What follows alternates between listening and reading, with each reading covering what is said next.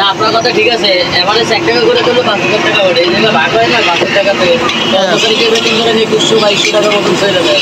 আর বাকিটাতে মশলা office থেকে বাসায় ফিরছি, ভাবলাম বাসার জন্য গোলামের পুরি নিলে কেমন হয়।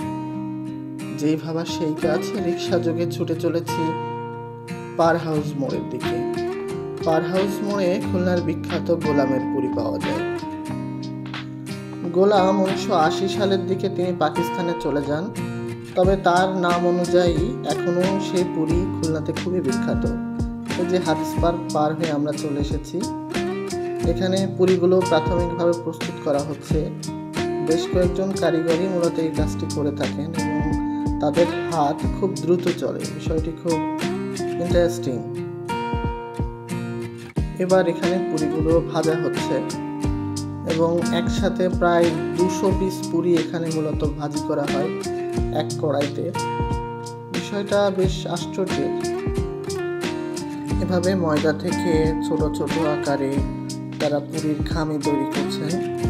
এরপরে সেটিকে প্রস্তুত করে তেলে ছাড়া হবে। ঠিক যে একটা কড়াইতে অনেকগুলো পুরি দেয়া হলো এবং সেটাকে আস্তে আস্তে ভাজি করা হচ্ছে। আশেপাশে অনেক লোক দাঁড়িয়ে আছে এই পুরি কেনার জন্য।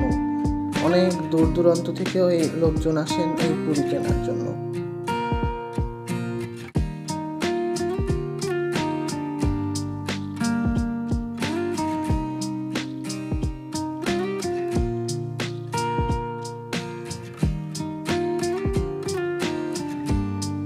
আমি জিজ্ঞাসা করলাম আসলে প্রতিদিন কেমন বেচা বিক্রি হয়।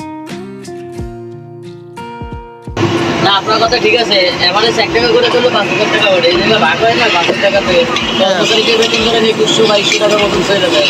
আর বাকিটাতে মশলা পেঁয়াজ ডাল মানে হাতে কোনো যদি খায় বাজার।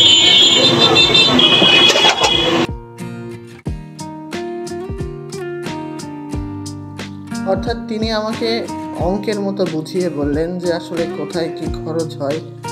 সব কিছু হিসাব করে তিনি আমাকে বললেন যে আমাদের জন প্রতি 300-400 টাকা লাভ হয়। আসলে এটাই মূলত ব্যবসা। দেখতে মূলত অনেক বেশি পরিমাণে বিক্রি হলেও তাদের লাভের পরিমাণ আসলে অত বেশি না।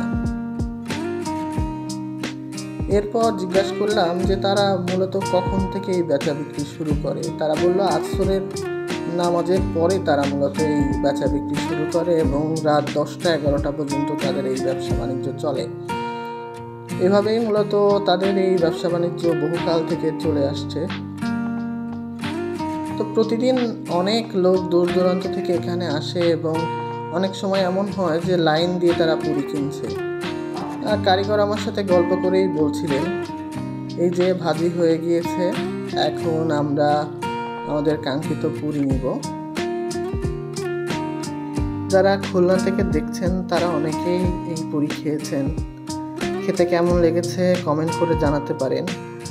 আর যারা খুলনায় ঘুরতে আসবেন তারা অবশ্যই গোলামের পুরি ট্রাই করতে পারেন। খুলনার কাছে তো জনপ্রিয়, পুরো বাংলাদেশের মানুষের কাছে আশা করি জনপ্রিয় হবে গোলামের পুরি। সকলে